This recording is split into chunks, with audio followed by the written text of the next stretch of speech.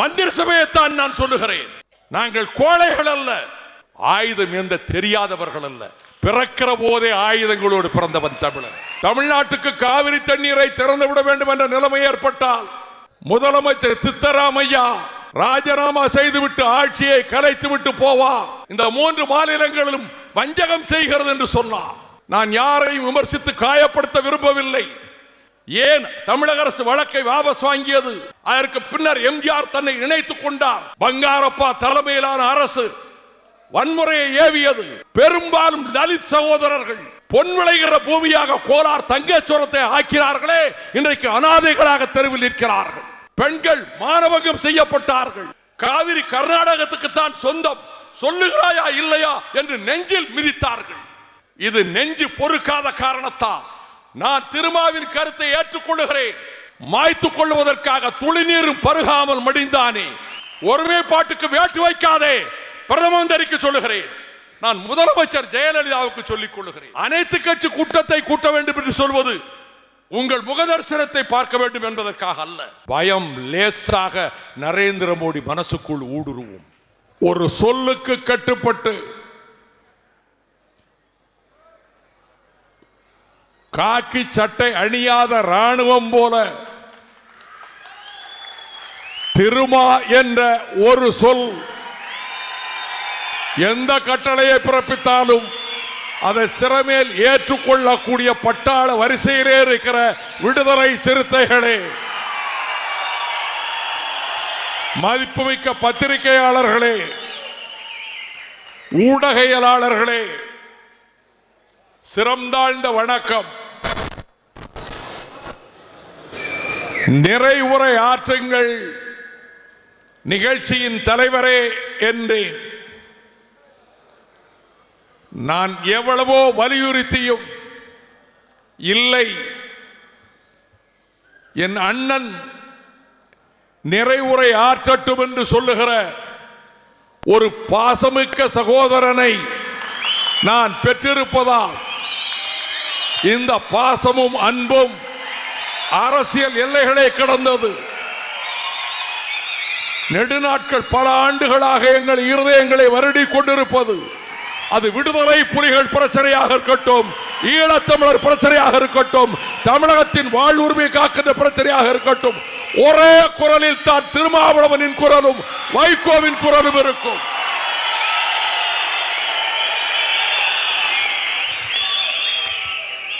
பேராபத்து சூழ்ந்திருக்கக்கூடிய ஒரு சூழலில் தமிழக அரசியல் வரலாற்றில் இந்த நிகழ்ச்சி முத்திரை பதிக்கிற நிகழ்வாக அமையும். ஆண்ட கட்சி, ஆளுகிற கட்சி கடமை தவறினாலும், தேர்தலிலே தோல்விகளை நாங்கள் சந்தித்தாலும், இந்த தாயகத்தினுடைய இன்ப தமிழ்நாட்டினுடைய நலனுக்காக பாடுபடுகிற கடமையை செய்கிறவர் இருக்கிறார். அவர் இந்த கூட்டத்தை கூட்டினார் காமராஜர் அரங்கத்திலே என்ற நிகழ்வாக இது பதிவாகிறது.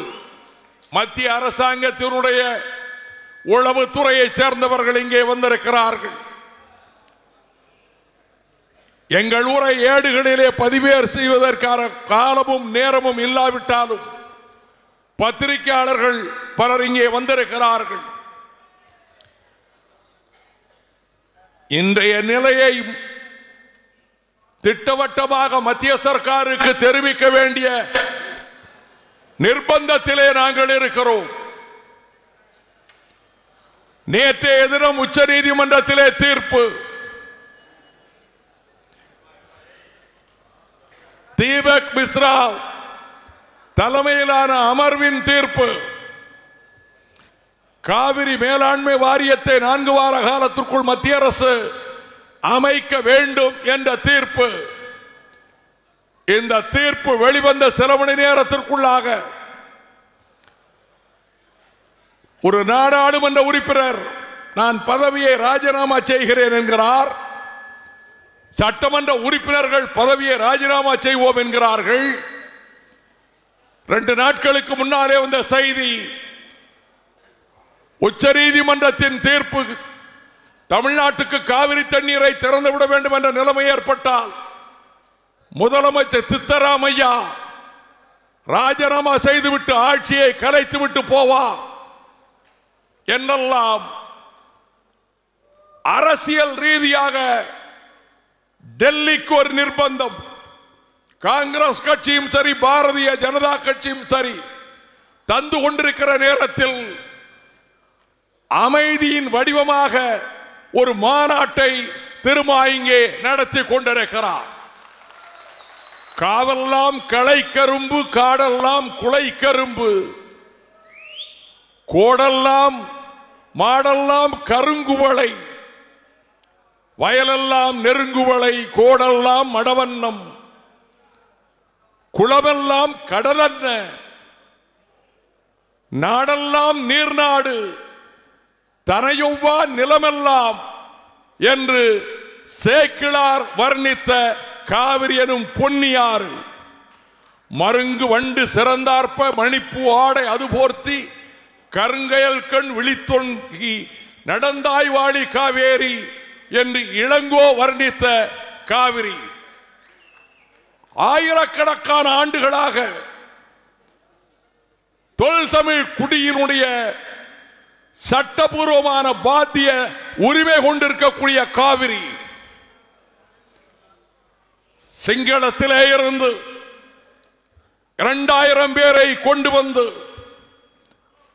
அவர்களை சவுக்கால் அடிக்காமல் காவிரி அணை கட்டுவதற்கு பயன்படுத்தினான். அவன் இமயத்தின் முடிதனிலே, இமயத்தின் உச்சிதனிலே புலிக்கொடியை நாட்டினான். அவன் பெயர் திருமாவளவன் என்று இளங்கோ சொல்லுகிறான். 2000 ஆண்டுகளுக்கு முன்னால் கல்லணை கட்டிய கரிகால் பெருவளத்தான் இங்கே காலத்தின் அருமை கருதினால் பல பிரச்சனைகளுக்குள்ளே செல்ல விரும்பவில்லை. தமிழர்கள் எவ்விதமான பொறியியல் நுண்ணறிவோடு படைத்தார்கள் என்று பாலகிருஷ்ணனும் சொன்னார், சுந்தரராஜனும் சொன்னார். ஜெர்மனிய பொறியியல் நிபுணர்களும் பொறியாளர்களும் கல்லணையை பார்வையிட வந்துவிட்டு 2000 ஆண்டுகளுக்கு முன்னால் இந்த தொழில் நுணுக்க அறிவு தமிழருக்கு எப்படி ஏற்பட்டது என்று திகைத்து போனதாக நான் படித்திருக்கிறேன். அந்த காவிரி சிந்தரை செல்வன் குறிப்பிட்டதை போல 800 கிலோமீட்டர் தொலைவு கொண்டது. 310 கிலோமீட்டர் கர்நாடகத்திலே ஓடுகிறது. 64 கிலோமீட்டர் இரு மாநிலங்களை பிரிக்கின்ற எல்லையாக ஓடுகிறது. 416 கிலோமீட்டர் தமிழ்நாட்டுக்குள்ளே ஓடி வங்க கடலிலே சங்கமமாகிறது. பிரச்சனைகள் ஏற்பட்ட காலத்தில் 1892 ஆண்டுக்கு முன்பிருந்தே அன்றைய மைசூர் அரசுக்கும் சென்னை ராஜதானிக்கும் தமிழ்நாடு அரசுக்கும் பிரச்சனைகள் உருவாகி கொண்டிருந்த காலத்தில் 1141 அங்கே ஆட்சி செய்து கொண்டிருந்த போசள மன்னன் 2ஆம் நரசிம்மன் காவிரிக்கு குறுக்கே அணை கட்டினான். சோழ வளநாட்டுக்கு போகிற தண்ணீரை தடுக்கிறேன் என்று அணை கட்டினான். 2ஆம் குலோத்துங்கனுடைய மகன் 2ஆம் ராஜராஜன் வேலும் வாளும் தாங்கிய படையை இங்கிருந்து நடத்தி கொண்டு சென்று அந்த அணையை உடைத்து விட்டு திரும்பினான். அணை உடைந்தது, அணை தகர்ந்தது, தமிழர் உரிமை காப்பாற்றப்பட்டது. மீண்டும் 17ஆம் நூற்றாண்டில் அங்கே அதே முயற்சியில் சிக்கராயன் என்கின்ற மன்னன் மலை போல நதிக்கு குறுக்கே ஒரு அணையை எழுப்புகிற வேலையில் ஈடுபட்டார் என்று கேள்விப்பட்டு தஞ்சையை ஆண்டு கொண்டிருந்த சாகசி மன்னன் ராணி மங்கம்மாளினுடைய சேனையையும் துணைக்கு அழைத்துக் கொண்டு கர்நாடகத்துக்குள்ளே புகுந்தான். இவர்கள் சென்று அதை உடைப்பதற்குள்ளாகவே ஏற்பட்ட பெருமழை வெள்ளத்தில் அவன் மண்ணையும் மணலையும் சேர்த்து குவித்து வைத்திருந்த அந்த மலை அடித்து செல்லப்பட்டது. இது வரலாறு. இன்றைக்கு நாம் படையெடுத்து செல்ல முடியாது. ஆயுதம் தாங்கி போரிட முடியாது. ஆனால் இந்த பிரச்சனைகள் உருவானதற்கு பின்னர் 1892 வருடத்தில் அப்பொழுது ஒரு ஒப்பந்தம் மைசூருக்கும் சென்னை ராஜதானிக்கும் ஏற்பட்டு தமிழ்நாட்டுக்கும் ஏற்பட்ட ஒப்பந்தத்தின் அடிப்படையில் என்ன சொன்னார்கள்? அங்கே ஒரு அணை கட்டிக்கொள்ளலாம். கண்ணம்பாடியிலே கிருஷ்ணராஜ சாகர். அந்த அணையினுடைய அளவு 11 TMC கொள்ளளவு கொண்ட உயரம் கொண்ட அணையாக இருக்க வேண்டும். காலப்போக்கில் தேவையை முன்னிட்டு 41 TMC தண்ணீர் கொள்ளளவு கொள்ளுகிற அணையாக உயர்த்தி கொள்ளலாம் என்று அந்த ஒப்பந்தம் போடப்பட்டது. ஆனால் மிக அகன்ற அளவிலே அடித்தளத்தை அமைத்து இவர்கள் பெருமளவு தண்ணீரை தேக்கி வைக்க போகிறார்கள் என்று வரப்போகிற ஆபத்தை உணர்ந்த தமிழ்நாடு, அன்றைய சென்னை ராஜதானி, அதற்கு பெரும் எதிர்ப்பை தெரிவித்தது. இந்த எதிர்ப்பு தெரிவிக்கப்பட்ட நிலையில் பிரச்சனை வெடித்து விட்டதனால் 1911 வருடத்தில் மிக முக்கியமாக கவனிக்க வேண்டும். இதை பிரச்சனையாக அவர்கள் கொண்டு போன போது மத்திய அரசுக்கு கொண்டு போகிறார்கள். டெல்லியில் இருந்த அரசுக்கு கர்நாடகத்தின் பக்கம் தான் நியாயம் இருக்கிறது என்று சொல்லி தமிழக அரசு அதற்கு அணை கட்ட அனுமதி மறுப்பதை தடை செய்தது. தமிழ்நாடு அரசு லண்டனிலே இருந்த செக்ரட்டரி ஆஃப் ஸ்டேட் இந்திய அரசு செயலாளரிடம் முறையிட்டது.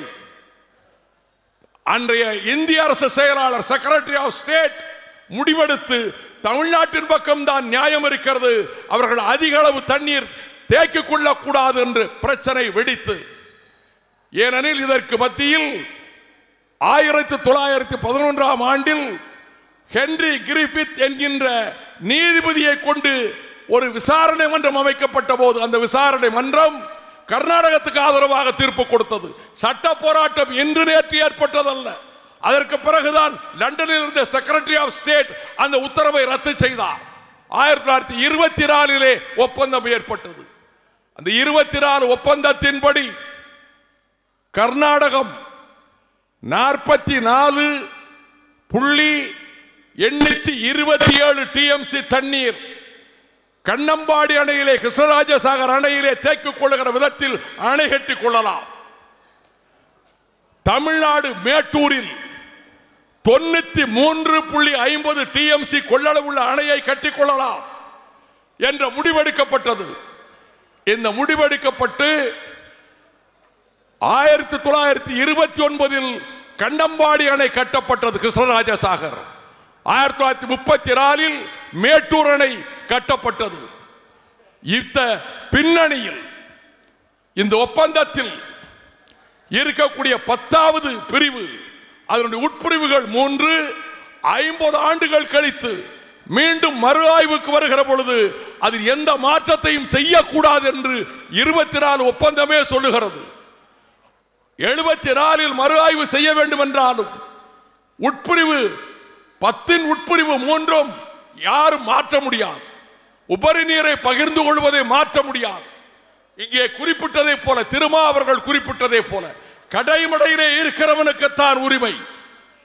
முத்தரசன் சொன்னதை போல லோயர் ரைபேரியன் ஸ்டேட் தமிழ்நாடு உலகம் பூரா ஏற்றுக்கொள்ளப்பட்டிருக்கிற விதி ஹெல்சிங்கி விதிகள். 1966 பின்லாந்து நாட்டினுடைய தலைநகர் ஹெல்சிங்கியில் போடப்பட்ட விதிகளும் அதைத்தான் சொல்லுகிறது.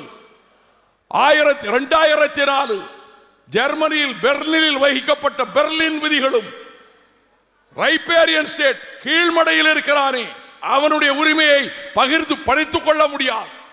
உலக நாடுகள் ஏற்றுக்கொண்ட பிரச்சனை. இங்கே சகோதரர்கள் குறிப்பிட்டதை போல பாகிஸ்தானும் இந்தியாவும் 4 முறை போர்க்களத்திலே மோதி இருக்கின்றன. துப்பாக்கிகள் வெடித்திருக்கின்றன, பீரங்கிகள் சீறி இருக்கின்றன, டாங்கிகள் மோதி இருக்கின்றன, ரத்தம் கரை புரண்டு ஆறாக ஓடி இருக்கிறது. ஆயினும் ஜீலம் ஜீனாப் நதி பிரச்சனையை ஒப்பந்தத்தின் மூலமாக தீர்வு கண்டோம். பாகிஸ்தானும் இந்தியாவும். இமய பர்வதத்தின் சரிவுகளிலே சீனத்தின் பீரங்கிகள் வெடித்ததுண்டு. ஆனால் பிரம்மபுத்திரா பிரச்சனையில் சீனமும் இந்தியாவும் ஒப்பந்தத்திலே தீர்வு கண்டோம். வங்காளதேசத்துக்கும் இந்தியாவுக்கும் கங்கை நதி பிரச்சனையில் தீர்வு கண்டோம். ஆனால் இங்கே கர்நாடகம், கேரளம், ஆந்திரம் ஒரு தேசத்துக்கு உட்பட்ட 3 மாநிலங்கள். இந்த 3 மாநிலங்களிலும் வஞ்சகம் செய்கிறது என்று சொன்னார். இந்த வழக்கு எப்படி சென்றது என்பதற்குள் நான் செல்ல விரும்பவில்லை. நான் யாரையும் விமர்சித்து காயப்படுத்த விரும்பவில்லை. 71 என்ன நடந்தது? ஏன் தமிழக அரசு வழக்கை வாபஸ் வாங்கியது? மன்னார்குடி ரங்கநாதன் ஏன் அந்த வழக்கிலே உறுதியாக இருந்தார்? அதற்கு பின்னர் எம்ஜிஆர் தன்னை இணைத்துக் கொண்டார் என்று முத்தரசர் இங்கே குறிப்பிட்டார். இந்த சூழலில் 1990 ஆண்டு ஏப்ரல் மாதம் 24ஆம் தேதி உச்ச நீதிமன்றத்தின் தலைமை நீதிபதி ஜஸ்டிஸ் ரங்கநாத் மிஸ்ரா திட்டவட்டமான அறிவிப்பை செய்தார். உடனடியாக நடுவர் மன்றத்தை அமைக்க வேண்டும் மத்திய அரசு. நான் விபி சிங், என் இதயத்தில் ஏந்துகிறவன், சமூக நீதி காவலர், என் நெஞ்சில் மாறாத அன்பு கொண்டவர், உடன்பெறுவாத தம்பியை போல நடத்தியவர். அவர் அன்றைக்கு பிரதம அமைச்சர். உச்ச நீதிமன்றத்தின் சுப்ரீம் கோர்ட் தலைமை நீதிபதி சொன்னார் நடுவர் மன்றம் அமைக்க வேண்டும் என்று. நடுவர் மன்றம் அமைக்கப்பட்டது. 1990 ஜூன் 2ஆம் தேதி நடுவர் மன்றம் அமைக்கப்பட்டது. நடுவர் மன்றத்தின் இடைக்கால தீர்ப்பு 1991 ஜூன் 25ஆம் தேதி வெளியிடப்பட்டது. இந்த இடைக்கால தீர்ப்பை 205 டிஎம்சி கொடுக்க வேண்டும் என்ற தீர்ப்பை 1991 டிசம்பர் 25ஆம் தேதி அன்றைய நரசிம்மராவ் அரசு அரசிதழில் கெசட்டில் வெளியிட்டது. அப்பொழுது கர்நாடகத்திலே பங்காரப்பா முதலமைச்சர். இந்த நடுவர் மன்றத்தினுடைய அமைக்கப்பட்ட உடனே கர்நாடகத்தினுடைய ஆளுநரை கொண்டு ஆர்டினன்ஸ் கொண்டு வந்தார்கள், அவசர சட்டம். அந்த அவசர சட்டம் செல்லாது என்று செருப்பார் அடிப்பதை போல சுப்ரீம் கோர்ட் சொன்ன பிறகும் கூட பங்காரப்பா தலைமையிலான அரசு வன்முறையை ஏவியது. என்னுடைய அன்பு தோழர்களே, லட்சக்கணக்கான குடும்பங்கள் ஈழத்தில் எப்படி அகதிகள் வன்னி காட்டை நோக்கி சென்றார்களோ அதை போல மண்ணை பொன்னாக்கிய தமிழர்கள், தேளும் பாம்பும் நட்டுவாக்காளியும் கொடிய மிருகங்களும் உலவுகிற கோலார் வயல்வெளிகளில், காட்டு வெளிகளில் எவனும் வந்து வேலை செய்வதற்கு தயாராக இல்லாத போது வட மாவட்டங்களில் சென்றவர்கள் பெரும்பாலும் தலித் சகோதரர்கள் தங்கள் உயிரை பணயமாக வைத்து பொன் விளைகிற பூமியாக கோலார் தங்கச்சோரத்தை ஆக்கிறார்களே, இன்றைக்கு அனாதைகளாக தெருவில் நிற்கிறார்கள். அப்படி அந்த மண்ணை வளமாக்கிய தமிழர்கள் வீதிகளில் அடித்துக் கொல்லப்பட்டார்கள். பெண்கள் மானபங்கம் செய்யப்பட்டார்கள். பல இடங்களில் ரத்தம் சிந்தினார்கள். கடைகள் சூறையாடப்பட்டன, தீயிட்டு கொளுத்தப்பட்டன, பண்ணைகள் கொளுத்தப்பட்டன, வீடுகள் கொளுத்தப்பட்டன. பல்லாயிரக்கணக்கில் மூட்டை முடிச்சுகளோடு 91ஆம் ஆண்டு டிசம்பரில் தமிழர்கள் கர்நாடகத்திலே இருந்து வந்தார்கள். பர்மாவுக்கு போற தமிழன் அடிபடுகிறான், ஈழத்தில் அடிபடுகிறான். இதோ பக்கத்தில் இருக்கக்கூடிய கர்நாடகத்திலே அமைதியாக வாழ்ந்து வந்த என் தமிழ் சகோதர சகோதரிகள் அனாதைகளாக அகதிகளாக வந்தார்கள். அதைத்தான் இந்த செப்டம்பர் 5ஆம் தேதி தீர்ப்பு வந்ததல்லவா? வினாடிக்கு 15,000 கனஅடி தண்ணீர் தமிழகத்துக்கு கர்நாடகம் திறந்து விட வேண்டும் என்ற தீர்ப்பு வந்தவுடன் வட்டல் நாகராஜ் உள்ளிட்ட கன்னட வெறியர்கள் 91 மீண்டும் திரும்பும். History will repeat. மீண்டும் தமிழர்கள் தாக்கப்படுவார்கள், இங்கே வாழ விடமாட்டோம் என்று கொக்கரித்தார்கள். நாம் அமைதி காத்தோம். 9ஆம் தேதி பந்த் என்று அறிவித்தார்கள். கேபிஎன் பேருந்துகள், ஒரு பேருந்து 5 கோடி ரூபாய் மதிப்புள்ள பேருந்துகள், 45 பேருந்துகள் தீயில் கொளுத்தப்பட்டு சாம்பலாயின. தமிழ்நாட்டிலிருந்து சென்ற 200க்கும் மேற்பட்ட லாரிகள் தீயிட்டு கொளுத்தப்பட்டன. உணவகங்கள் தீயிடப்பட்டன. இனிப்பகங்கள் தீயிடப்பட்டன. தமிழர்களின் கடைகள் சூறையாடப்பட்டன. முகநூலில் ஒருவரின் நியாயத்தை சொன்னதற்காக சந்தோஷ் என்ற மாணவன் அடித்து உதைத்து சித்திரவதை செய்யப்பட்டு கர்நாடகம் வாழ்க, காவிரி கர்நாடகத்துக்கு தான் சொந்தம், சொல்லுகிறாயா இல்லையா என்று நெஞ்சில் மிதித்தார்கள். அவனை சொல்ல வைத்தார்கள். ஒரு ஏழை லாரி டிரைவர், இந்த தமிழகத்தைச் சேர்ந்த ஒரு சகோதரன், அவனை நிர்வாணப்படுத்தி அடித்தார்கள். இத்தனையும் பார்த்து கொண்டு தமிழகம் பொறுமை காத்தது. அவன் தீயிட்டான் தமிழர் உடைமைகளுக்கு, அவன் தீயிட்டான் தமிழர்களின் கடைகளுக்கு, அவன் நெருப்பு வைத்தான் தமிழர்களின் உடைமைகளுக்கு. இது நெஞ்சு பொறுக்காத காரணத்தால் நான் திருமாவின் கருத்தை ஏற்றுக்கொள்ளுகிறேன். தன்னைத்தானே மாய்த்துக் கொள்வதற்காக துளிநீரும் பருகாமல் மடிந்தானே, குளவி இறப்பினும் உண்டடி பிறப்பினும் ஆளன்று வாளில் தப்பார், தொடர்படு ஞமலின் இடர்படு திரிய கேளல் கேளிர் வேளாண் சிறுபதம் மதுகை இன்றி வயிற்று தீ தடிய ஈன்மரோய் உலகத்தானே. என்னை போன்ற இழிபிறவிகளை இனி இந்த தாய்மார்கள் ஈன்றெடுக்காமல் இருப்பார்களாக என்று துளிநீரும் பருகாமல் வடக்கிருந்து உயிர் விட்டான் கணைக்கால் இரும்பொறை. அதை போல 12 நாட்கள், இதே செப்டம்பர் மாதம், இன்றைக்கு தேதி 21, அது 1987, என்னை அழைத்து கொண்டு போய் என் வீர சகோதரன் திருமா கூட்டம் நடத்தினாரே, அந்த காலகட்டத்தில் இதே நாளில் சிறுக சிறுக அணைந்து கொண்டிருந்தது திலீபனின் உயிர் விளக்கு.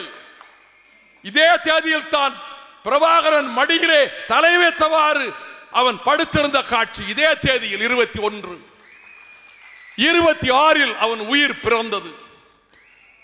பாவலரேறு பெருஞ்சித்திரனார் சொன்னதைத்தான் திருமாவளவன் இங்கே சொன்னார். எங்களுக்கு திலீபன்கள் தேவை, தங்களை அழித்துக் கொள்ள அல்ல, தங்களை மாய்த்துக் கொள்ள அல்ல, எதிரிகளை சூறையாடி எதிரிகளை துவம்சம் செய்வதற்காக. பெருஞ்சித்திரனார் சொன்னதைத்தான் திருமாவளவன் இங்கே தீக்குளித்து மடிகிற தம்பிகளுக்காக. அவன் உடைமைகளுக்கு தீயிட்டான். மன்னார்குடி விக்னேஷ் தன்னைத்தானே தீயிட்டு கொண்டு மடிந்தான். இனி எவரும் இங்கே தனக்குத்தானே நெருப்பு வைக்க கூடாது. அக்கிரமத்துக்கு நெருப்பு வைப்போம், ஏகாதிபத்தியத்துக்கு நெருப்பு வைப்போம், ஆதிக்கத்துக்கு நெருப்பு வைப்போம் என்ற கருத்தை தான் அவர் இங்கே வெளியிட்டார். பிரச்சனை பெரிதாயிற்று. நடுவர் மன்றத்தினுடைய இறுதி தீர்ப்பு 2007 பிப்ரவரி 5 ஃபைனல் வெர்டிக்ட், இறுதி தீர்ப்பு வந்தது. நான் கேட்கிறேன், நான் ஒருமைப்பாட்டுக்கு எதிரானவன் அல்ல, ஒருமைப்பாட்டை ஏற்றுக்கொண்டு ஒரு கட்சியின் பொதுச் செயலாளராக இருக்கிறேன். ஆனால் ஒருமைப்பாடு என்பது காணல் நீராக போய்விடக் கூடாது. அந்த 2007 பிப்ரவரி 4 5 வெளியிடப்பட்ட நடுவர் மன்ற தீர்ப்பு, ஆட்சியில் இருந்தது காங்கிரஸ் தலைமையிலான ஆட்சி, ஐக்கிய முற்போக்கு கூட்டணி ஆட்சி, சோனியா காந்தி இயக்கிய மன்மோகன் சிங் ஆட்சி. அந்த ஆட்சியில் யாரெல்லாம் மந்திரிகள், திமுக மந்திரி சபையிலே, பாட்டாளி மக்கள் கட்சி மந்திரி சபையிலே, மந்திரி சபையைத்தான் நான் சொல்லுகிறேன், அமைச்சரவையைத்தான் சொல்லுகிறேன். 2007 பிப்ரவரி 5 நடுவர் மன்றத்தின் தீர்ப்பு, நிறைவு தீர்ப்பு, அதை ஏன் அரசிதழிலே வெளியிட நீங்கள் வற்புறுத்தவில்லை? வெளியிடாவிட்டால் மந்திரி சபையை விட்டு வெளியேறுவோம் என்று சொன்னீர்களா? 2014 வரை ஆட்சி இருந்தது, காங்கிரஸ் ஆட்சி. 2007 7 ஆண்டு காலம் மத்திய அரசு அரசிதழில் வெளியிடவில்லை. அதற்கு பிறகு நரேந்திர மோடி அரசு வந்தது, தமிழக அரசு வற்புறுத்தியது. நானும் அவரிடம் வற்புறுத்தினேன், எல்லோரும் வற்புறுத்தினோம். அரசிதழிலே வெளியிடவில்லையே என்ற பிரச்சனை வெடித்த போது 2013 ஆண்டு வேறு வழியின்றி 2013 ஆண்டு பிப்ரவரி மாதம் 19 இந்த நடுவர் மன்றத்தின் நிறைவு தீர்ப்பை காங்கிரஸ் அரசு வெளியிட்டது. காரணம் என்ன தெரியுமா? சுப்ரீம் கோர்ட் நீதிபதி ஜஸ்டிஸ் ஜெயின் அவர் 2013 ஜனவரி 4ஆம் தேதி சுப்ரீம் கோர்ட்டில் கேட்கிறார். இதை பதிவு செய்து கொள்ள வேண்டும். கேட்கிறார், ஜனவரி 4ஆம் தேதி கேட்கிறார். பிப்ரவரி 20ஆம் தேதி வரை கெடு தருகிறேன். நடுவர் மன்றத்தின் இறுதி தீர்ப்பை மத்திய சர்க்காரினுடைய அரசிதழிலே கெசட்டிலே வெளியிட போகிறீர்களா இல்லையா என்று ஜனவரி 4ஆம் தேதி சுப்ரீம் கோர்ட் ஜட்ஜ் ஜெயின் கேட்டதின் விளைவாக, எச்சரித்ததன் விளைவாக பிப்ரவரி 20ஆம் தேதி கெடு கொடுத்தார். 19ஆம் தேதி மத்திய அரசு அரசிதழிலே வெளியிட்டது. அரசிதழில் வெளியிட்ட போதிலும் நடுவர் மன்றம் 2007 சொன்னதே காவிரி மேலாண்மை வாரியம், காவிரி ஒழுங்காற்று அமைப்பு அமைக்கப்படவில்லை, ஒழுங்காற்று குழு அமைக்கப்படவில்லை. இது அமைக்கப்படவில்லையே என்ற நிலையில் இந்த சூழலில் தான் என்னுடைய அன்புக்குரிய சகோதரர்களே, ஒவ்வொரு கட்டத்திலும் உச்சநீதிமன்றம் ரங்கநாத் மிஸ்ரா ஆகட்டும், சீஃப் ஜஸ்டிஸ் ஜஸ்டிஸ் ஜெயின் ஆகட்டும், இதற்கு பிறகு காவிரி மேலாண்மை வாரியத்தை அமைக்க வேண்டும் என்று ஆளுகிற கட்சியும் அனைத்து கட்சிகளும் தமிழ்நாட்டிலே வற்புறுத்தினோம். முதலமைச்சர் வற்புறுத்தினார், அனைவரும் வற்புறுத்தினோம்.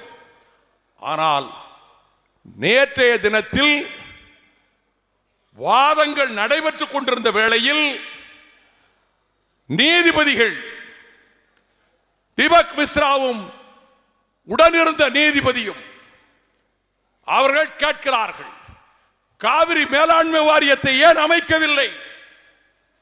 மத்திய அரசு வழக்கறிஞரை பார்த்து கேள்வியை தொடுக்கிறார்கள். 4 வார காலத்திற்குள் அமைக்க வேண்டும். நான் தொலைக்காட்சி விவாதங்களை பார்த்தேன். நான் விவாத மேடையிலே பங்கெடுக்கக்கூடிய நண்பர்களை மதிக்கிறேன், அவர்களின் கூர்த்த மதியை, அறிவாற்றலை மதிக்கிறேன். ஆனால் நான் மிகுந்த வருத்தத்தோடு சொல்லுகிறேன், நம் தலையில் மண்ணை அள்ளி போடுவதை போல வாதங்களை சிலர் வைக்கிறார்கள் தமிழ்நாட்டிலே. காவிரி மேலாண்மை வாரியம் அமைத்தால் மட்டும் கர்நாடகத்துக்காரன் தண்ணீர் விட்டு விடுவானா? உச்சநீதிமன்ற உத்தரவை அவன் கேட்கவில்லையே. மேலாண்மை வாரியம் அமைத்து என்ன பயன்? தொலைக்காட்சிகளிலே வாதம் செய்கிறார்கள். அப்படி என்றால் சுப்ரீம் கோர்ட் சொன்னாலும் அவன் தண்ணீர் விட மாட்டான். அதை சித்தராமையா சொல்லிவிட்டார். சுப்ரீம் கோர்ட் தீர்ப்பை நிறைவேற்றுவது எங்களுக்கு சிரமம். நான் பிரதமருக்கே சொல்லுகிறேன். இப்பொழுது பிரச்சனைக்கு தீர்வு என்ன? நாம் கர்நாடகத்தோடு போய் யுத்தம் செய்ய முடியாது. ஆனால் இதிலே குற்றவாளி, பிரதான குற்றவாளி மத்திய சர்க்கார். இன்றைய பிரதம அமைச்சர் நரேந்திர மோடி, அவர் மீது குற்றம் சாட்டுகிறேன். I accuse him. நான் குற்றம் சாட்டுகிறேன். நீங்கள் தான் காரணம் என்று குற்றம் சாட்டுகிறேன். காங்கிரஸ்காரனுக்கு வராத துணிச்சல், காங்கிரஸ்காரர்களுக்கு வராத துணிச்சல் பிஜேபி அரசுக்கு எப்படி வந்தது? 2014ஆம் ஆண்டு டிசம்பர் 7-8 தேதிகள் கர்நாடகத்தின் அமைச்சர் அனந்தகுமார், மத்திய மந்திரி சபையிலே ஒரு மந்திரி, பிஜேபி மந்திரி அனந்தகுமார் வீட்டில் 2 நாட்கள் சதியாலோசனை கூட்டம். இந்த கூட்டத்தில் கர்நாடகத்தினுடைய அனைத்து கட்சி எம்பிக்கள், போத் ராஜ்யசபா அண்ட் லோக்சபா எம்பிக்கள் கலந்து கொண்டார்கள். கர்நாடக அமைச்சர்கள், மத்திய அமைச்சர்கள் கலந்து கொண்டார்கள். அனந்தகுமார் மத்திய அமைச்சர், சதானந்த கவுடா பொழுது சட்ட அமைச்சர், அவர் கலந்து கொள்கிறார். அக்கிரமம் என்னவென்றால் சுற்றுச்சூழல் மந்திரி பிரகாஷ் ஜவடேக்கரும் கலந்து கொள்கிறார். கலந்து கொண்டு சொல்லுகிறார்கள், 2 நாள் முடிவெடுக்கிறார்கள். மேகதாட்டுவிலே அணை கட்டுவது, 48 டிஎம்சி தேக்க போகிறார். மேகதாட்டுவிலும் ராசிமணலிலும் அணை கட்டுவது. நீங்கள் அணை கட்டிக் கொள்ளுங்கள், நாங்கள் வெளிப்படையாக அனுமதி கொடுக்க மாட்டோம். இது எடுக்கப்பட்ட சதியாலோசனை முடிவு. என்னுடைய அன்பு தோழர்களே, இந்த பிரச்சனையில் நெஞ்சம் கொதித்து போய் நான் ஊர் ஊராக போனவன். நான் நாடாளுமன்றத்தில் இதற்கு ஏதாவது தமிழர்களுக்கு தீர்வு கிடைக்காத நதிநீர் பிரச்சனைகளுக்கு என்று கங்கையும் காவிரியும் இணைப்பு சாத்தியமற்றது என்று இந்திரா காந்தி காலத்திலே KL ராவ் கருத்தை VKRV ராவ் தூக்கி எறிந்ததற்கு பிறகு, கங்கையும் காவிரி இணைப்பு சாத்தியமே இல்லை என்று மத்திய அரசு முடிவெடுத்ததற்கு பிறகு, 2 விதமான நதிகள், இமாலய நதிகள், இன்னொரு பக்கம் பெனின்சுலா ரிவர்ஸ் தீபகற்ப நதிகள் என்று 2ஆக பிரிக்கப்பட்டதற்கு பிறகு, நான் நடக்குமோ நடக்காதோ எனக்கு தெரியாது, ஆனால் நான் ஒரு சாமானியன்.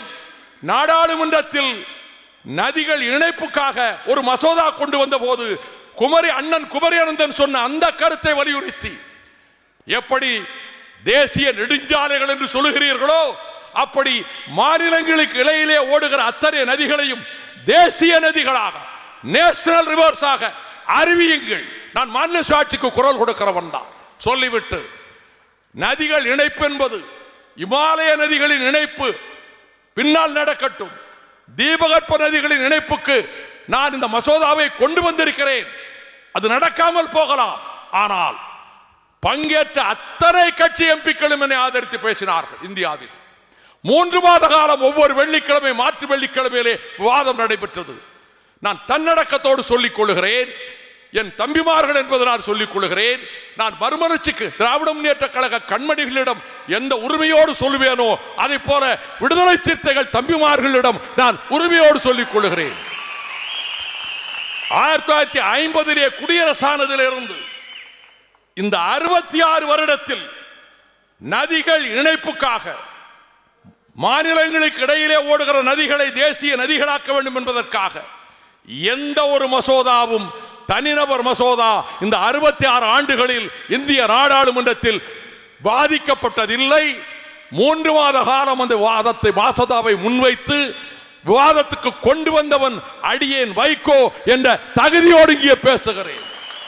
அதற்கு பிறகு அதை வலியுறுத்தி தாமிரபரணி நதிக்கரையிலே இருந்து புறப்பட்டு இந்த மண்ணிலே உற்பத்தியாகி இந்த மண்ணிலே சங்கமமாகின்ற பொருணை ஆற்றங்கரையிலிருந்து புறப்பட்டு 19 மாவட்டங்களை சுற்றி வந்து வருகிற வழியில் திருமாவர்களும் தோழர்களும் என்னை வரவேற்று குளிர்பானங்களையும் இளநீர்களும் கொடுத்து வரவேற்றார்களே. அந்த பயணத்தில் 2 கிலோமீட்டர் என்னோடு வந்தாரே அண்ணன் குமரி அனந்தன், மக்களிடத்திலே விழிப்புணர்வு ஏற்படுத்த வேண்டும் என்பதற்காக. நடக்காமல் போகலாம். ஏசி காமராஜ் கருத்து எனக்கு உடன்பாடுதான். ஆனால் மக்கள் மனதில் இந்த கருத்தை சீனாவிலே நெடுந்தொலைவுக்கு நதியை இணைத்து விட்டான், நடக்காது என்பதை இணைத்து விட்டான். இன்றைக்கு ஆந்திரத்துக்குள்ளே யாரும் நினைக்க முடியாத சந்திரபாபு நாயுடு நதிகளை இணைக்கிறார். கடலுக்கு போகிற நீரை எங்களுக்கு தாருங்கள் என்று முயற்சித்து பார்ப்போம் என்று வந்தேன்.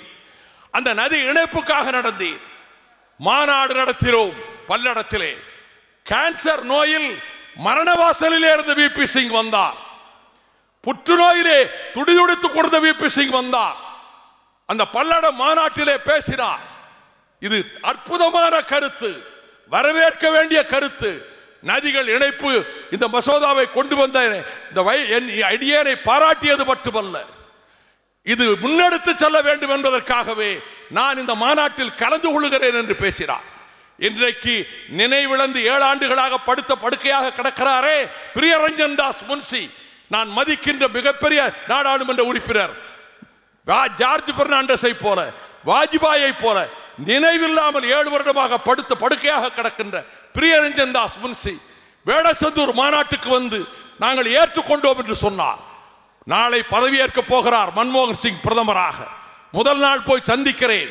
குறைந்தபட்ச செயல் திட்டத்தில் இந்த நதிநீர் இணைப்பை நீங்கள் சேர்க்க வேண்டும், தென்னக நதிகள் இணைப்பை முதலில் சேர்க்க வேண்டும் என்று ஒரு வார்த்தை பேசாமல் அவர் சொன்னார். பிரணாப் முகர்ஜியை பாருங்கள், கமிட்டியில் அவரும் இருக்கிறார், இங்கே மன்மோகன் சிங்கும் இருக்கிறார். நான் பிரணாப் முகர்ஜியிடம் சென்றேன். மறுநாள் பதவியேற்பு நடக்கிறது. என்னை தோளை தட்டுகிறார் பிரணாப் முகர்ஜி. மிஸ்டர் வைகோ, உங்க demand has been incorporated in the manifesto. குறைந்தபட்ச செயல் திட்டத்தில் சேர்க்கப்பட வேண்டும் என்று. இப்பொழுது ஒன்றும் நடப்பதாக தெரியவில்லை. ஆனால் இவ்வளவு நிலைமை ஏற்பட்டிருக்கக்கூடிய சூழலில் அணை கட்டுவதை நாங்கள் தடுக்க மாட்டோம், வெளிப்படையாக அனுமதி கொடுக்க மாட்டோம் என்று பிரகாஷ் ஜவடேகரும் சதானந்த கவுடாவும் முடிவெடுத்த பிறகு 1592 கோடி ரூபாய் கர்நாடகத்துக்காரன் ஒதுக்கீடு செய்து விட்டதை சுதந்திர தின விழாவிலே சித்தராமையா சொல்லுகிறார். நான் தெரிவிக்கிறேன் தமிழக மக்களுக்கு, அணை கட்டிவிட்டால் எந்த சுப்ரீம் கோர்ட் உத்தரவு போட்டாலும் மேட்டூருக்கு தண்ணீர் வராது, கபினிக்கு தண்ணீர் வராது, கண்டம்பாடிக்கு தண்ணீர் வராது, கிருஷ்ணராஜசாகருக்கு தண்ணீர் வராது, சொட்டு தண்ணீர் வராது. அதன் பிறகு நம்முடைய நிலைமை என்ன? சென்னல் வயல்கள், செழுங்கரும்பு தோட்டங்கள், பலா தோப்புகள் என்று எங்கும் செழித்து கிடந்த தஞ்சை தரணி பஞ்ச பிரதேசமாகும், எத்தியோப்பியாவாக மாறும்.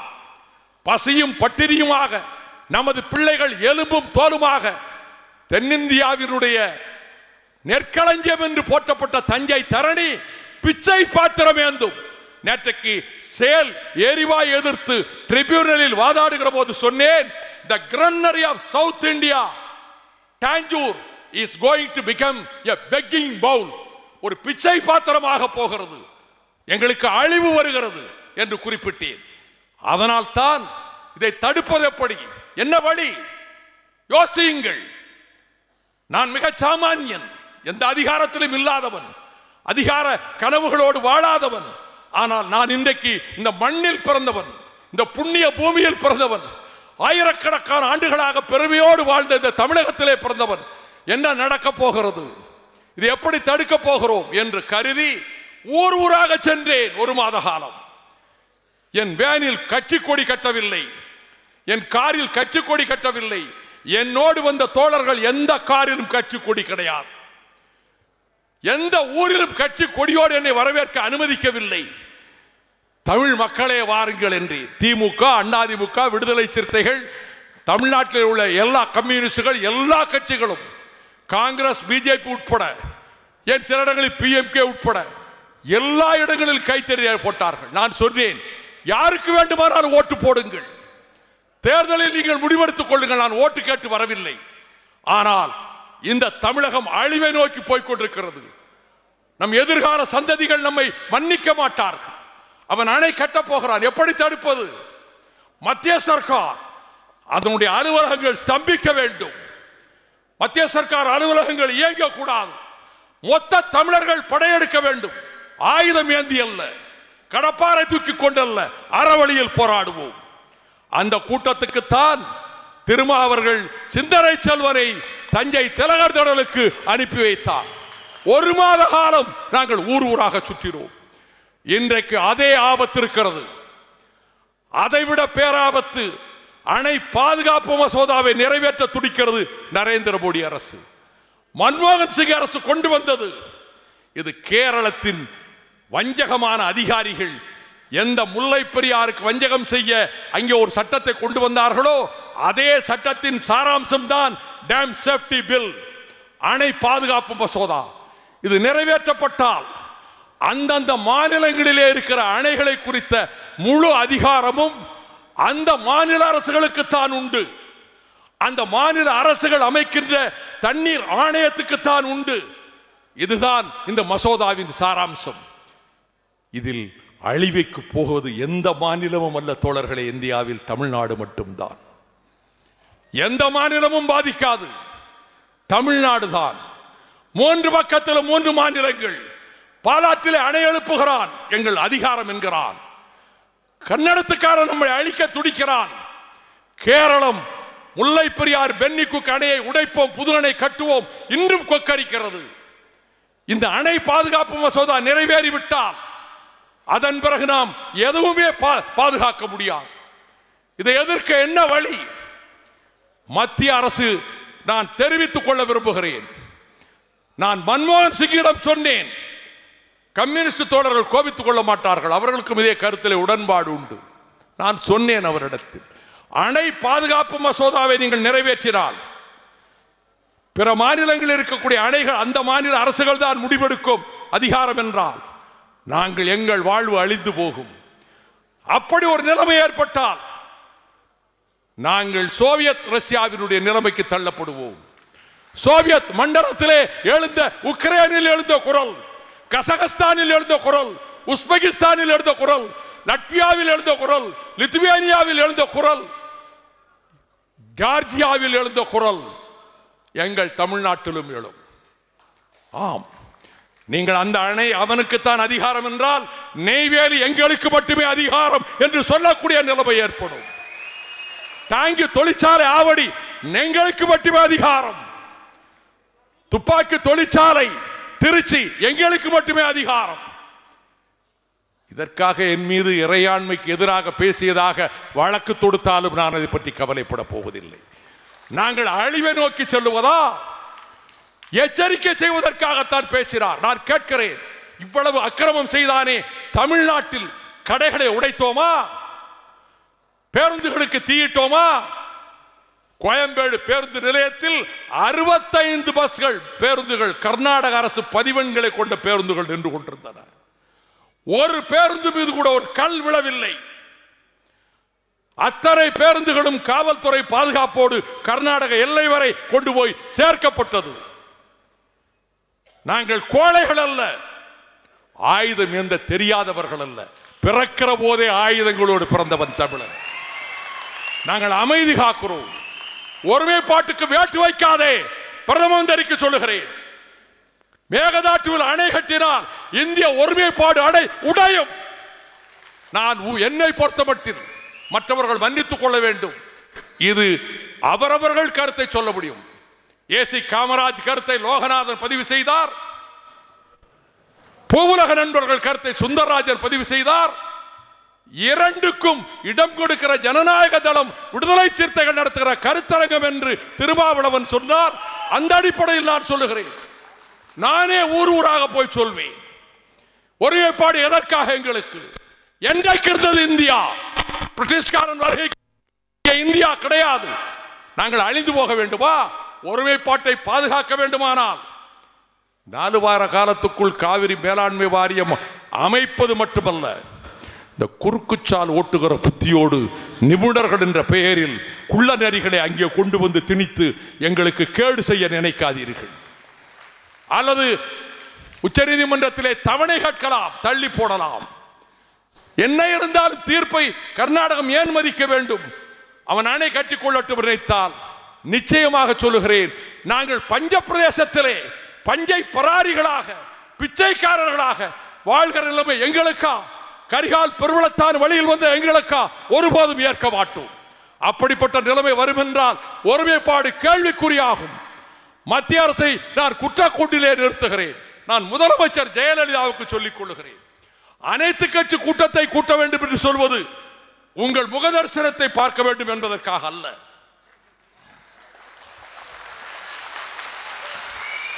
இந்த அனைத்து கட்சி கூட்டத்தை கூட்ட சொல்லுவது சித்தராமையா கூட்டினார். இன்றைக்கு அங்கே தேர்தல் நெருங்குவதால் இன்றைக்கு யுனைடெட் ஜனதா தளமும் பிஜேபியும் அதற்கு போகவில்லை அனைத்து கட்சி கூட்டத்துக்கு. நாங்கள் உங்களை அனைத்து கட்சி கூட்டத்தை கூட்ட சொல்லுகிறோம். சிறுபாணி பிரச்சனைக்கு தீர்மானம் கொண்டு வந்தீர்களே, திராவிட முன்னேற்ற கழகம் வரவேற்றதல்லவா? துரைமுருகன் வரவேற்று பேசினார் அல்லவா? எல்லோரும் ஆதரித்தார்கள் அல்லவா? அதை போல நீங்கள் அனைத்து கட்சி கூட்டத்தை கூட்டி காவிரி மேலாண்மை வாரியத்தை உடனடியாக அமைப்பது மட்டுமல்ல, இந்த அணை பாதுகாப்பு மசோதா திட்டத்தை கைவிட வேண்டும். மேகதாட்டு அணை கட்ட ராசிமன் அணை கட்ட அனுமதிக்க கூடாது என்ற ஒரே கோரிக்கையை ஒரு மெமரண்டம் ஆக்கி அனைத்து கட்சி தலைவர்களோடு கல்யாண் சாலை என்று மாற்றப்பட்டு விட்டது. ரேஸ்கோஸ் ரோடு இன்னைக்கு கல்யாணமே ஆகாத பிரம்மச்சாரியாக இருப்பதனால் கல்யாண் சாலையிலே இருக்கிறார் என்று பிரதமர் வீடு இருக்கிற தெரு இன்றைக்கு மாற்றப்பட்டிருக்கிறது. அங்கோ அல்லது சவுத் பிளாக்குக்கோ சென்று பிரதமரை சந்திக்கட்டும். இதனால் என்ன விளையும் என்று கருதுகிறீர்கள்? யோசிக்க வேண்டும். எதிரும் புதிருமாக இருக்கிற திமுக அண்ணா திமுக, தென்துருவம் வடதுருவமாக இருக்கிற திமுக அண்ணா திமுக, இவர்கள் இணைந்து வந்து கோரிக்கை தருகிறார்கள். பல ஆண்டுகளுக்கு பின்னர், நீண்ட இடைவெளிக்கு பின்னர். காரணம், தமிழகத்துக்கு பேராபத்து வருகிறது என்று ஒன்று சேர்ந்து விட்டார்கள். 7.5 கோடி மக்களினுடைய இதயநாதமாக நீங்கள் சேர்ந்து போய் பார்க்கிற போது பயம் லேசாக நரேந்திர மோடி மனசுக்குள் ஊடுருவும். கர்நாடகத்துக்கும் கேரளத்துக்கும் அச்சமூட்டும். ஒன்றுபட்டு நிற்கிறது தமிழகம். எந்த காலத்திலும் ஒன்றுபடாத தமிழகம் ஆபத்து வருவதால் ஒன்றுபட்டு நிற்கிறது என்ற நிலையை ஏற்படுத்த வேண்டிய பொறுப்பும் கடமையும் as the custodian of the state, chief minister, முதலமைச்சருக்கு தான் உண்டு. இந்த மாநாட்டின் மூலமாக உங்களை வலியுறுத்தி கேட்டுக்கொள்கிறேன். அரசியல் லாபநட்ட கணக்கு பார்த்தல்ல, அன்னை தமிழகத்தின் எதிர்கால வாழ்வை பாதுகாக்க வேண்டும் என்பதற்காக அப்படி ஒரு கூட்டத்தை கூட்டுங்கள். நீங்கள் சுப்ரீம் கோர்ட்டில் வழக்கு தொடுத்தேன், வெற்றி பெற்றேன், அது நீங்கள் சொல்லிக் கொள்ளுங்கள். அடுத்தும் ஆபத்து இருக்கிறதை தடுப்பதற்கு இதை செய்யுங்கள். இதை தொடர்ந்து விடுதலை சிறுத்தைகள் வலியுறுத்துகிறார்கள், நாங்களும் வலியுறுத்தி கொண்டு இருக்கிறோம். அப்படி ஒரு நிலைமை ஏற்படட்டும். எந்த விதத்திலும் இந்த சோதனையான காலகட்டத்தில் தமிழகத்தினுடைய குரல் என்ன என்பதை எடுத்து காட்டுவதற்காக இந்த மாநாட்டை கூட்டிய, கடமை ஆற்றிய திருமா அவர்களையும் விடுதலை சிறுத்தைகளையும் தமிழக மக்கள் ஒருபோதும் மறக்க மாட்டார்கள் என்று நன்றி உணர்வோடு அவரை பாராட்டுவதோடு, நமது போராட்டம் அறப்போராட்டம், அது புதிய புதிய வடிவங்களை எடுக்கிற போராட்டமாக, தமிழகத்தின் நதிநீர் உரிமைகளை பாதுகாக்கிற பிரகடனமாக திருமா கூட்டிய மாநாட்டின் பிரகடனம் அமையட்டும் என கூறி எனக்கு வாய்ப்பளித்தமைக்கு நன்றி தெரிவித்து விடைபெறுகின்றேன். வணக்கம்.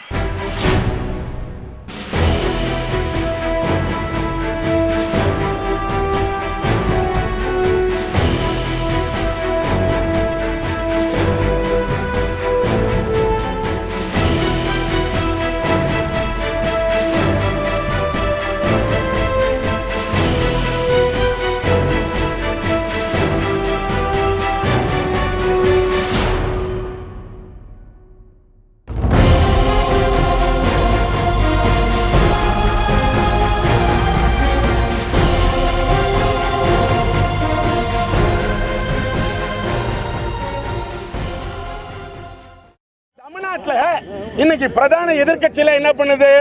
உள்ளே வெளியே, உள்ளே வெளியே. இப்படி இந்த டைட்டில் ஒரு படமே எடுக்கலாம். சென்ட்ரல் ஜெயில் வாசல்ல காரை விட்டு உடைச்ச பேத்து பேசின எஃபெக்ட் இருந்ததா இல்லையா? ஸ்டாலினை பொறுத்தவரையிலே நான் கேட்கிறேன், பகையாளியா இல்லை பங்காளியா? புரட்சி புயல்னார கருத்துல கருப்பு துண்டை போட்டு ஆட்டுவார வைகோ, அவரு பேசிட்டோம். பேசுனா ஏட்டிக்கு போட்டு குட்டுப்பம் பேட்டி, அவரை வேண்டியவங்களுக்கு அவரும் வேட்டி.